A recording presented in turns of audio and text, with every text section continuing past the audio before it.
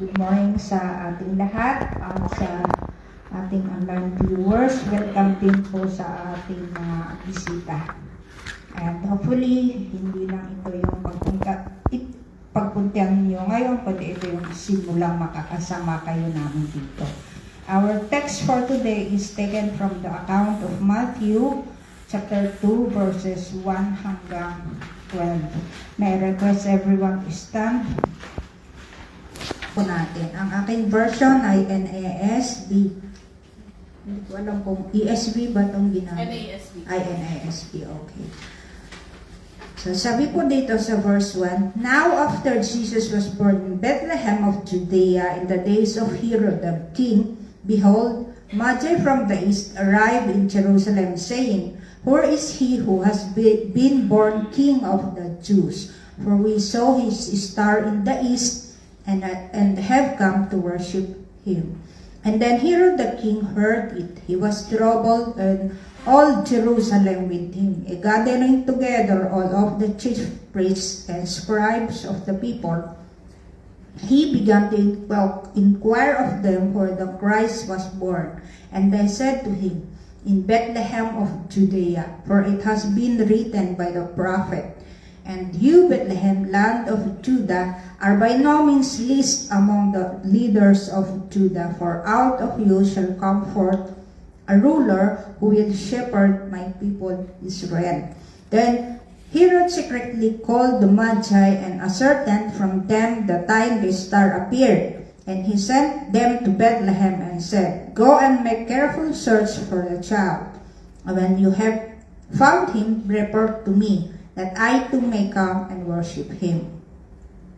And having heard the king, they went their way. And lo, the star which they had seen in the east went on before them until it came and stood over where the child was. And when they saw the star, they rejoiced exceedingly with great joy. And they came into the house and saw the child with Mary his mother, and they fell down and worshipped him. And opening their treasures, they presented to him gifts of gold and frankincense and myrrh. And having been warned by God in a dream not to return to Herod, they departed for their own country by another way. Let us pray. Heavenly Father, maraming pong salamat sa pagkakataong ito na ako'y makapagsalita muli, and I humbly bow before you na speak through me, Father, that all I have, the things that I should say, will only glorify your name and you alone. I also ask for your Spirit to give understanding to the hearers, so that they will concentrate and then they will meditate. So we all do this to glorify you. This we ask through Christ our Lord. Amen. So, maaari na pong tayong umupo. Kayo pala. Hindi ako pwedeng umupo dito. So, titignan kong oras kasi baka abutin tayo na alas 3. So, tutuloy natin yung kwento natin, tawag dito, December yung series natin doon sa birth of Jesus.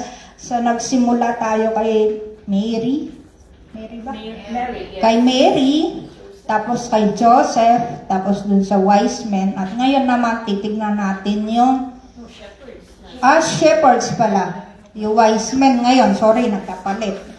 So, dun sa mga past na pinag-aralan natin, nakikita natin yung work ng Panginoon at saka yung iba't ibang reaction din ng mga taong nandoon sa scene na yon. At ang ating panghuli ngayon, although meron pa sana, ay kaya lang tapos na December, sa susunod na December na lang. So, yung wise men naman, yung wise men, sino ba sila at bakit sila nandito? Ayun sa kwento, kasi yung nakasanayan natin, 3 kings daw sila. Pero sa Biblia, hindi sila kings. Sila yung tinatawag na Magi or the wise men. Na ang ibig sabihin, sila yung kingmaker. Sila yung sa Middle East, before yung time ni Kristo, meron silang tinatawag na group of mga pagano na naniniwala din sila sa Diyos. Kaya lang, hindi yung Diyos ng Israel. Ibang Diyos real dun sa taas natin ay may epekto sa ating buhay. Kaya, inuubos nila yung panahon nila na pinag-aaralan yung mga movement ng mga stars, ng mga planet. Kaya sinasabi ng iba na sila daw ay mga astronomers sa panahon natin. Pero, astrologers din sila. Para silang Madam Auring, pero walang binatbat si Madam Auring sa kanila.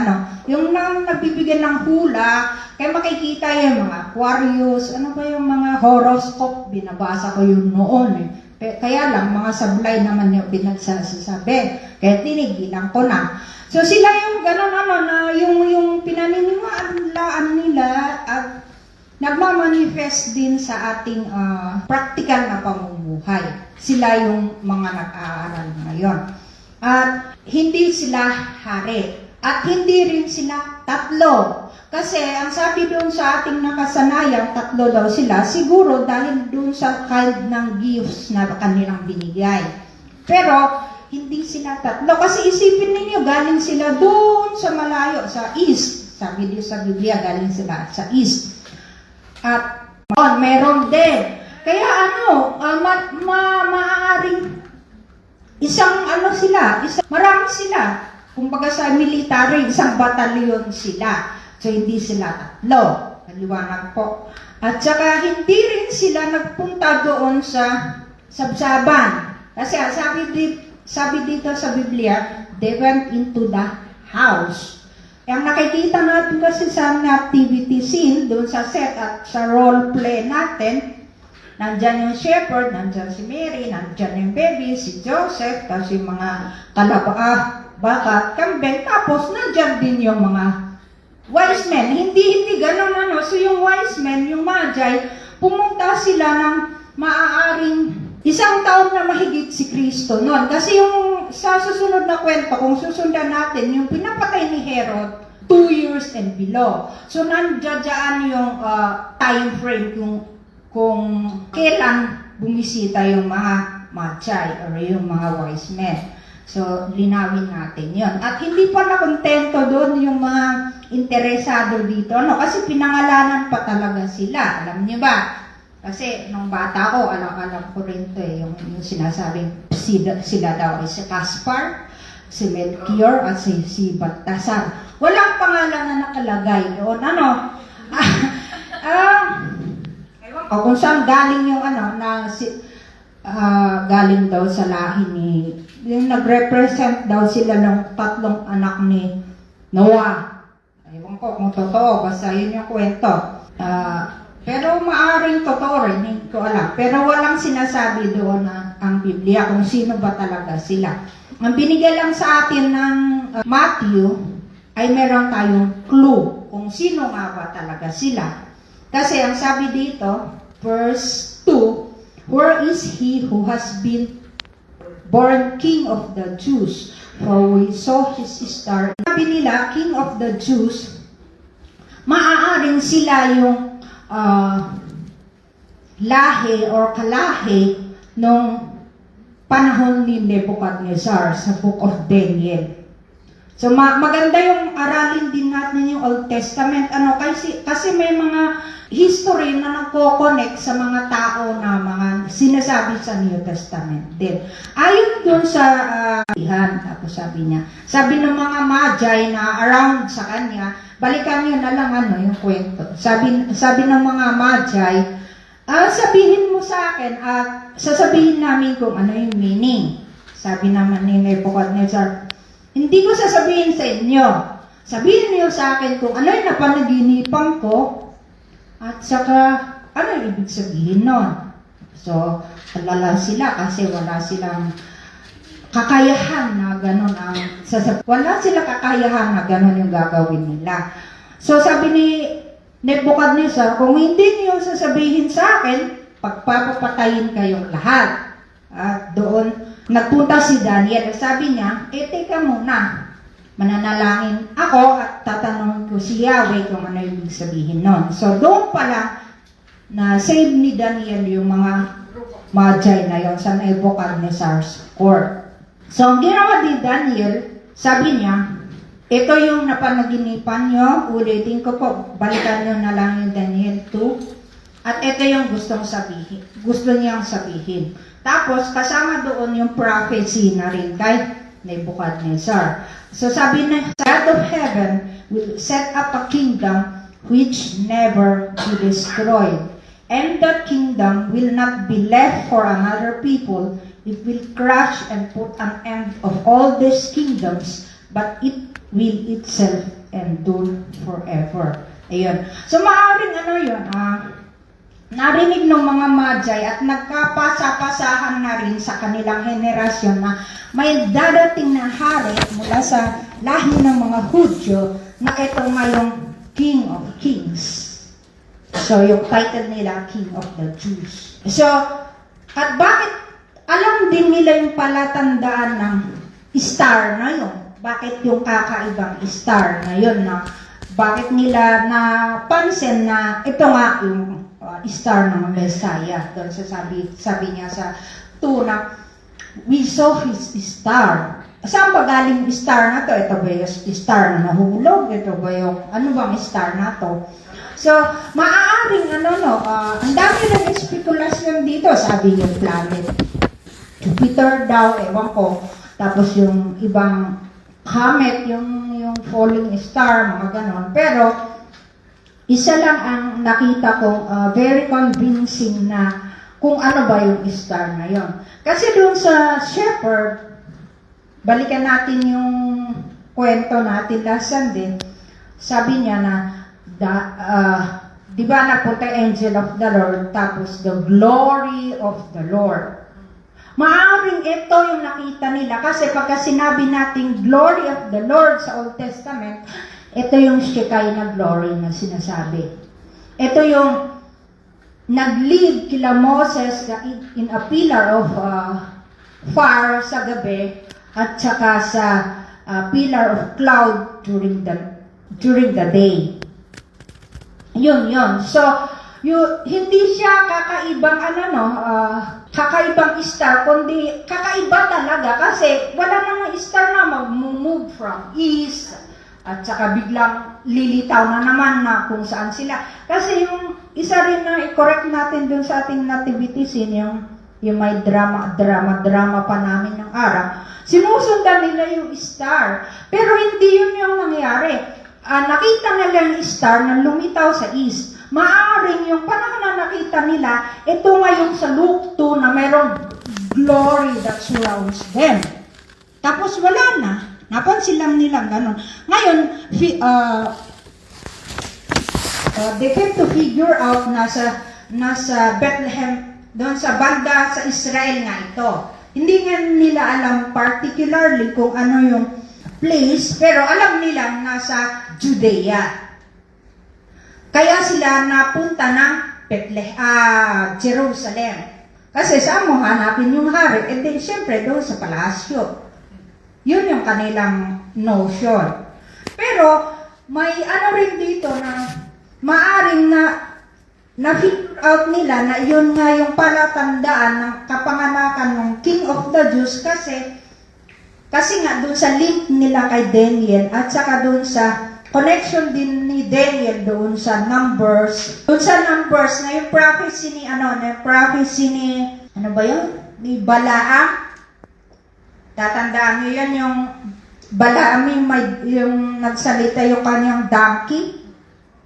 Ang sabi dito sa Numbers 24:17, I see him but not now. I behold him, but not near. A star shall come forth from Jacob, a scepter shall rise from Israel, and shall cross through the forehead of Moab, and tear down the sons of Seth.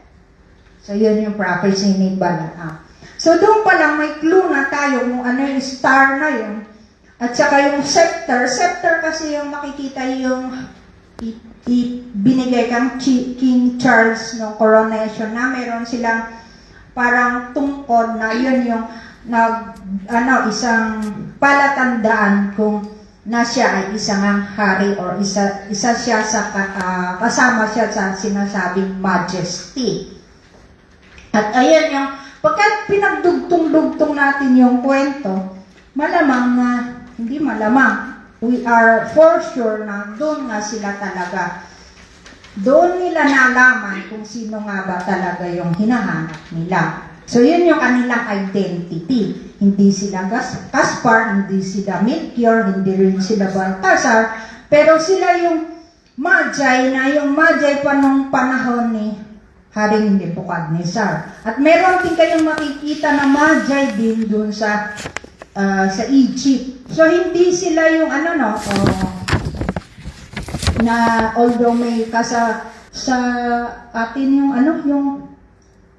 yung manghuhula at the same time manggagamot sila at the same time nakakagawa ng mga magic na ganyan.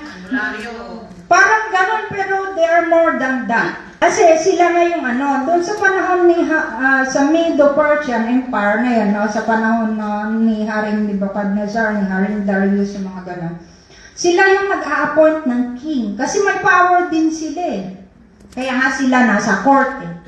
Sila yung pagkaayaw nila yung isang hari, pwede nilang tanggalin at papalitan nila ng panibagong hari.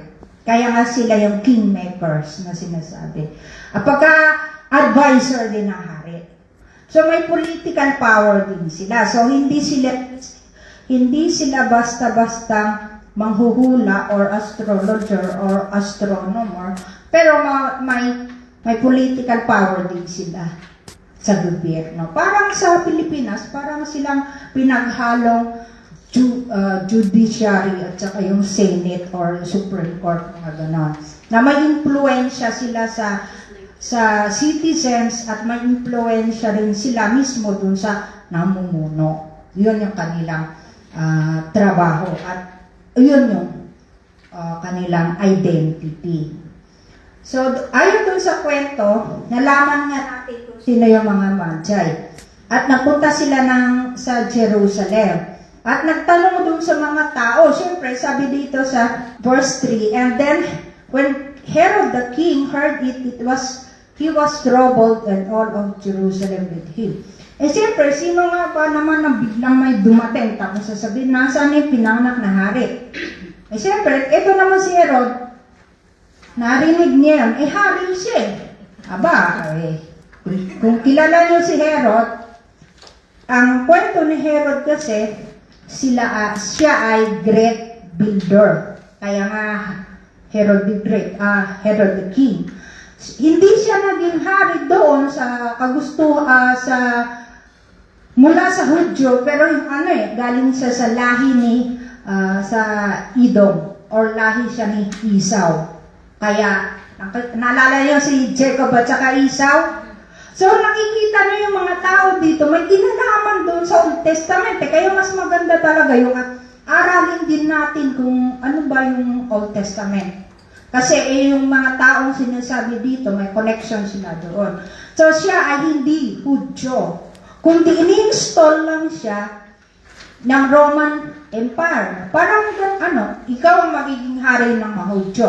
Parang ganun. So, sa panahon ni Herod, siya ang King of the Jews. Pero itong hinahanap nila, hindi si Herod, kundi yung bagong panganak na King of the Jews.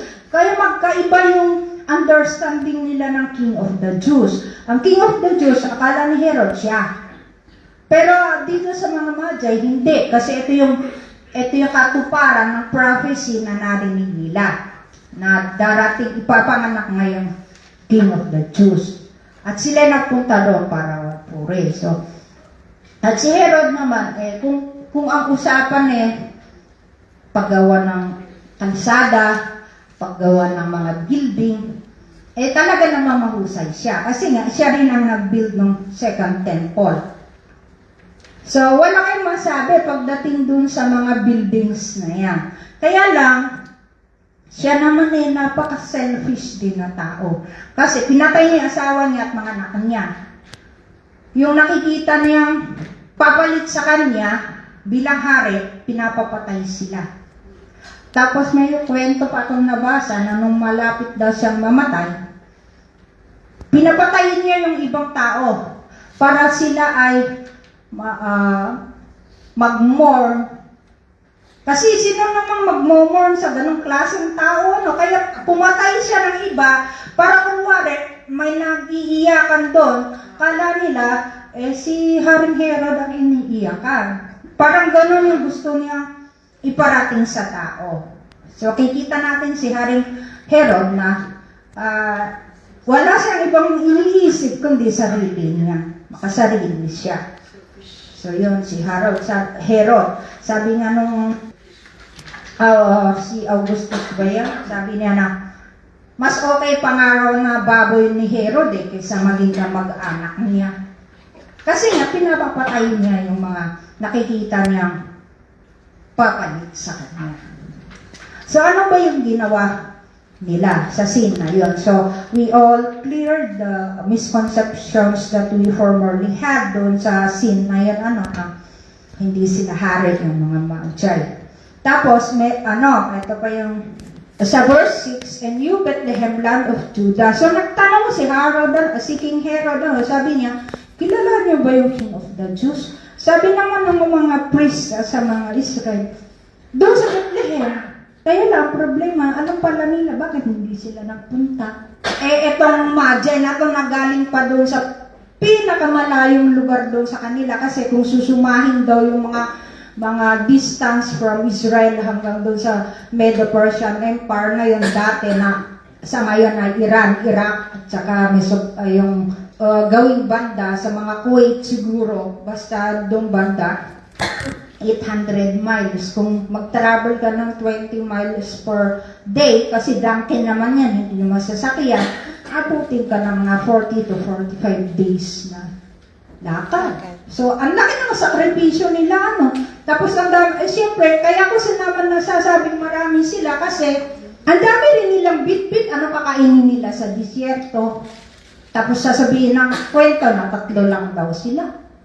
Hindi po pwede 3 lang kasi malamang sila, isang grupo silang marami, hindi natin alam, baka 100 or mahigit pa nga dahil siyempre kasama rin yung mga slaves nila, taga-bitbit ng tubig, hindi lang naman sila ang kakain kundi yung mga hayop din nila. At saka malamang may mga warriors din silang kasama to protect the Magi kasi nga disyerto yun maraming mga tulisan din. Kala niyo, ngayon lang mayroong mga hold-upper. Hindi nung matagal na kwento yun na mayroong talagang gano'n. Ayun. Tapos, ituloy natin yung kwento. Then Herod secretly called the Magi and sabi ni Herod, sabihin niyo rin sa akin, makikita niyo yung bata, sabihin niyo rin sa akin, and worship him. Talaga lang, Napatay niya. Talaga lang, So, dito sa kwento, makikita natin yung 3 klase ng tao, Meron yung Magi, meron yung mga chief priests and scribes, at saka ito nga si King Herod. Iba-iba yung kanilang reaction doon sa King of the Jews na yun. At titignan din natin kung ano ba yung sinasabi dito at kung ano yung kanilang mga ginawa. So, number 1 natin sa ginawang Magi is to acknowledge or recognize Jesus' identity. Kinilala nila, naniwala sila na ito nga ay katuparan ng prophecy na narinig nila noon, kinilala nga nila na ito nga ay the promised king. At ito rin yung sinasabi doon sa Daniel na his kingdom will endure forever. Walang katapusan yung kanyang kingdom. Ito ngayong Jesus na to. So alam nila na ito ay kakaiba. Hindi siya pangkaraniwang bata.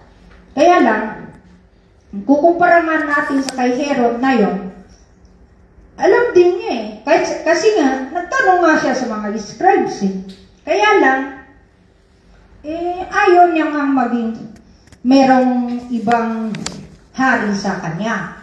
Gusto niya siya lang. Minsan, ayaw ganun din. Ayaw natin na tayo pagharian ni Kristo. Gusto natin tayo yung Lord sa ating buhay. Tayo yung masusunod. Alam natin yung sinasabi ng Diyos pero hindi natin ginagawa. Bakit? Makasarili din tayo eh. Yung gusto natin din ang pinipilit natin. Na si Herod, di ba, gusto niya patayin yung baby. Kasi, siyempre, may mag-take over sa kanya. Kung ayaw niya may mag-take over sa kanya, talagang lahat gagawin niya para hindi siya mapalitan. Nangyayari din sa atin yun. Hindi lang natin napapansin. Ayaw natin magpasakop sa Diyos, ayaw natin sumunod sa sinasabi ng Biblia, ayaw natin makinig sa Holy Spirit. Ang pinakikinggan lang natin lagi ay ating sarili. Ang pinibigyan natin ng pansin ay yung ating kagustuhan, hindi yung kagustuhan ng Diyos. Tapos, nagre-reklamo, ito ba yung will ng Diyos sa akin? Sa atin? Buti nga, sumasagot ang Diyos. Kung magsabi, buti nga sa'yo. So, yun ang ating kilalanin din sana natin kung sino ba talaga yung hari ng ating buhay bilang Kristo. Kasi, ano naman doon sa tatlong klase ng tao na yun, lahat naman sila makasalanan eh. Kasalanan si Herod, Magi, Gentile nga kung siya, yung mga Magi na to, hindi sila Hudyo. Ito yung mga Hudyo, alam nila yung scripture, kasi nga sa kanila iniwan yung Old Testament, sa kanila ipinadaan yung Kristo, ayaw naman nila maniwala. So ala rin silbi yung ating pinag-aaralan kung ayaw din natin gawin.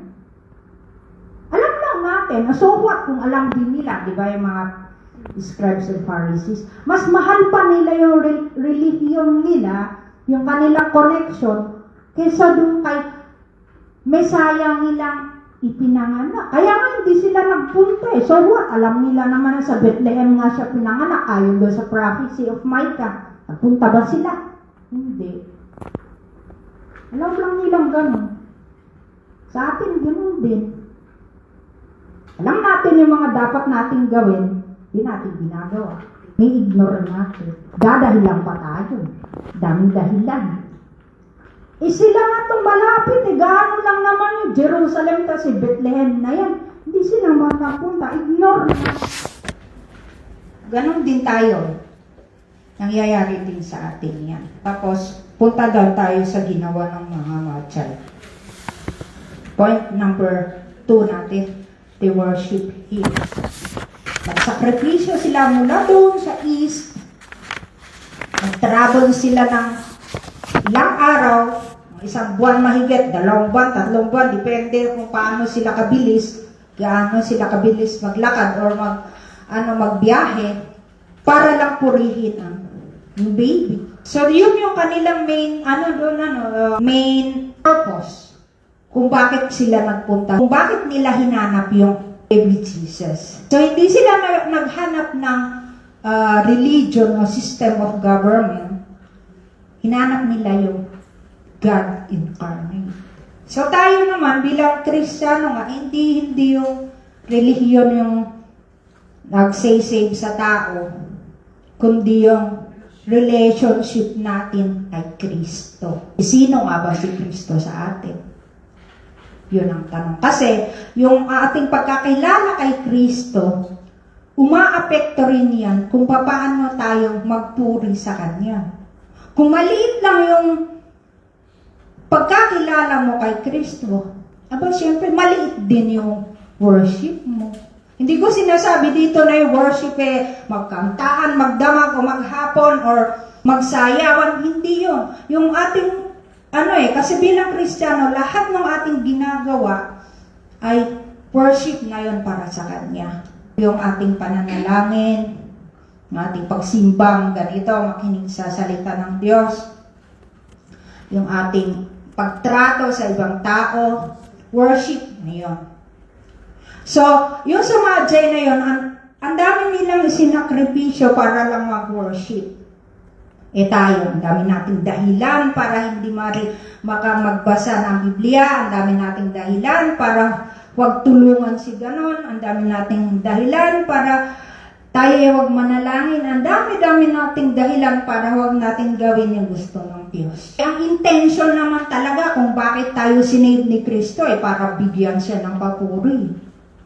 At makikinabang din tayo, kaya walang talo sa Diyos. Bibigyan tayo ng buhay na walang hanggan, pangako niya yun. Magpupurihin siya, tapos bibigyan tayo ng buhay na walang hanggan, ipoprovide yung mga pangangailangan natin. Walang talo talaga sa Diyos. Nasa atin lang din kung paano natin siya susundin or pakikinggan. Kung hindi ka nakinig at iba yung ginagawa natin, iba ginagawa nyo, tapos may nangyaring consequences, huwag nyo sisihin ng Diyos. Kasi unang-una, tayo ang may kagagawa, hindi ang Diyos. At isa ko rin sasabihin na yung intention natin. Kasi si Herod din, yung intention na ay para daw siya magpuri din, pero yun ba talaga? So titignan din natin yung ating intention pagka sinasabing purpose natin kung bakit tayo nagpupuri, bakit tayo nagsisimba. Nagsisimba ba tayo para talaga purihin ang Diyos, makinig sa salita niya, or nagsisimba tayo dahil may pagkain dito? Ano ba talaga intention natin para purihin ng Diyos, para magsimba? Nanalangin ba tayo para bigyan tayo ng ganito, ng ganyan ng Diyos? Or para purihin din siya? So titingnan din natin yung ating intention sa pagsisimba sa Panginoon.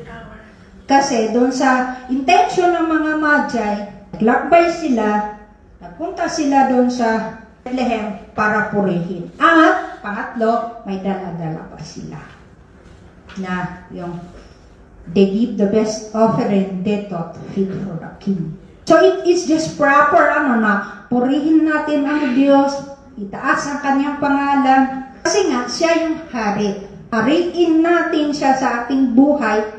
Huwag natin siyang i-ignore. At pangatlo doon sa ating point is, ibigay natin naman yung best natin. Sa kanila, nagbigay sila ng gold. Ako walang gold, kaya wala akong gold. Isisain natin mabuti. Ito yung, may kinalaman din kasi ito doon sa tradisyon nila. Ang gold is a gift fit for the king. Para talaga sa hari yung mga ginto na yan. Pero tayo, may mga ginto rin naman kayo kahit hindi kayo hari. Di ba? Tapos yung frankincense, ito yung para sa temple worship. Ito yung incense. Tapos yung isa is yung myrrh. Ginagamit nila dito sa, yung myrrh sa anointing. Nahalo nito nila sa gamis para mag-anoint ng king. At saka pag mag-anointing ng mga patay nila. At malalaman din natin na kung si Kristo nga ay namatay, nilagyan din nila siya talaga ng myrrh. So nakikita natin na yung gift nila ay may representation din kung sino ba talaga nga si Kristo. Nga sabi ko kanina, kung yung pagkakilala ninyo kay Kristo ay hari nga, siyempre lahat ibibigay ninyo. Yung buhay natin. Yung best natin. Hindi ko naman sinasabi na ibigay nyo lahat ng pera nyo or kayamanan nyo kasi unang-una, hindi naman niya kailangan yun eh. Kaya tayo nabibigay dito para din sa pangangailangan natin ng ibang tao. At ang hinihiling ng Diyos na ibigay natin talaga sa Kanya is yung ating sarili. Yung ating buhay. Surrender natin sa Kanya. Lamang tayong ginto na kamukha ng binigay ng mga Magi sa kay Kristo, pero meron tayo namang panahon, meron naman tayong lakas. Kita natin ay kaya nating ibigay sa Diyos. Unang-una yung ating pananampalataya sa Kanya, yung ating pagtitiwala sa Kanya. Sabi nga sa Romans, tayo, sabi ni Pablo, as a living sacrifice dapat. So yun yan, pagdating dito sa 12, having been warned by God in a dream not to return to Herod, they departed for their own country by another way. Nakita uli natin yung intervention ng Panginoon. Na ang masasabi ko naman dito sa practical nating application Alam na natin yung pinagmulan natin para tayong Herod at mga priest din noon. Huwag na natin balikan yon. Kasi sinasabi ng Diyos na ito yung daan. Sabi ng Kristo, I am the way, the truth, and the life, and no one comes to the Father except through me. Tayo naman kung kaninang daan tayo na dumadaan. Maling daan. May ikot-ikot. Sabi, di ba, sabi ng Diyos na, huwag na kayo bumalik kay Herod kasi kung bumalik sila, malamang sila'y papatayin. Papatayin nga niya yung mga taong ayaw kumilala sa kanya. Tapos ikaw na dayuhan ka. Babalik ka pa? Imposible yata yun. So sabi ng Diyos, dumaan kayo sa sa kabilang daan. So ano ibig sabihin no? Pagka nakilala mo na si Kristo, nakita natin yung sarili natin doon sa pagkakilala natin kay Kristo, na tayo nga ay makasalanan, na tayo nga ay iligtas niya, na tayo ay nangangailangan ng kaligtasan at tinanggap tayo, nag-worship tayo sa Kanya, kinig na tayo sa Diyos, sa Kanya mga warning. Ang Biblia, ang dami-daming warning niya. Lalo sa Old Testament. At sa nakikita ko ngayon may epekto pa rin sa atin. Na pag ito ang ginawa mo, ito yung resulta. O saan ka? Kaya titigas sa ulo natin. Sinabi niya, ito ang gawin mo, iba yung ating ginawa, tapos magreklamo tayo pagka may nangyaring ayaw natin. Ayaw kasi sumunod. Dami nating angal. Kung sumunod sana, di konti lang iaangal natin, di ba? Totoo yun. Ako nga, minsan, sinesermonan din ko sa sarili ko. Sabi ko, buti nga sa akin. Ayaw makinig Sa araw-araw nating pamumuhay, desisyon tayo kung ano yung susundin natin. Ano yung magandang anong magandang gagawin natin. Yung mga madsay na yan, malamang pinag-isipan nilang mabuti yan bago sila umarangkada. Hindi sila nakita-start tapos umalis na sila. Hindi ganun yun. Tinansya nila yung dadaanan nila, yung baon na dadalhin nila. Pinag-isipan nila yung, ano ba yung magandang ireregalo doon sa hari? Nag-isipan nila mabuti yun. Kaya yung ating nangyayari sa ating Christian walk, nag-iisipan din yan, hindi tayo bigla. Hindi yung nagulat na ako, kaya ako nagsimba. Yung bang may purpose yun kung bakit natin ito ginagawa. Yung hinabol lang si Ate Ami, kaya siya napunta dito. Hindi gano'n, kasi yung intention natin ay purihin ang Diyos. So dito sa Magi na to, sa kwento nila, kung i-analyze natin maigi, nagre-represent ito ng ating Christian walk. May purpose, bakit tayo nagsisimba, kung bakit tayo nag-o-obey sa Diyos, kung bakit sa abot ng ating makakaya ay nakikinggan natin ang Diyos. Bakit? Dahil nga, ayaw ng Diyos na tayo bumalik doon sa ating dating buhay. Sabi ko kanina, marami sa atin na Herod din. Ayaw ng ibang magsabi na, uy, masama yung ginawa mo. Sasagot pa yan, bakit? Ikaw nga ganito, ganyan naman. Ayaw niya ng correction. Ayaw ng makinig ng iba. Gusto niya siya lagi ang tama. Pagka sinabi ng Diyos na, ito dapat ang buhay ng Kristiyano. Maging maayos, maging mahinahon, huwag palaaway, huwag magsinungaling. Ayaw nating makinig. So yun yung yun yung point dito na pagka nakilala natin si Kristo, dapat magbagong buhay din tayo. Huwag tayo yung dati. Unti-unti dapat tayo, hindi ko naman sinasabi na overnight, maayos ka na bukas. Hindi naman ganon. Pero dahil nga kilala natin si Kristo bilang tagapagligtas at Panginoon. Savior lang siya. Hindi ganon Savior and Lord. Madalas ayaw natin ng Lord kasi gusto natin tayo ang Lord, tayo ang Master. tayo ang siyang nasusunod. Kaya sinasantabi muna natin si Savior. Hindi ganon ang sinasabi ng salita ng Diyos. Savior si Christ at Lord din. Ayaw niya man o hindi. King of Kings siya. Lord of Lords. Either maniwala ka, sumunod ka, or i-ignore mo kamukha nung ginawa ng mga priests. So doon dito sa kwento, pinapakilala din ng Diyos kung sino ba talaga si Kristo at kung sino rin ang Diyos. May 15 minutes pa ako. So maliwanag po mga kapatid at mga kaibigan na yung ating ginagawa ngayon ay it requires submission, sacrifices, obedience, and listening to God's warnings. Hindi naman sinabi ng Diyos na, ay sorry, hindi ko sinabi. Lahat ng ating desisyon, lahat ng ating iniisip, may kaakibat na consequences yan. It's either mabuti or masama. Ang Diyos, hindi siya nakulang ng pagbibigay ng warning. Sinabi ng Diyos sa pag-asawa, huwag niyong asawahin yung hindi kayo pananampalataya. For example lang ha. Anong ginawa? Kasi magkakaroon yan ng conflict. Nangyayari. Ayaw natin makinig, kamukha ko. Anong nangyari? Di nagtatalo kami lagi. Pinagsisisihan ko. Pero alam mo namang hiwalayan ko yung asawa ko. Ayaw din ng Diyos yun. Kaya ngayon, magtiis ka. Diba? Magtiyaga ka hanggang kung kailan kayo paghiwalayin. Yung totoo po yun.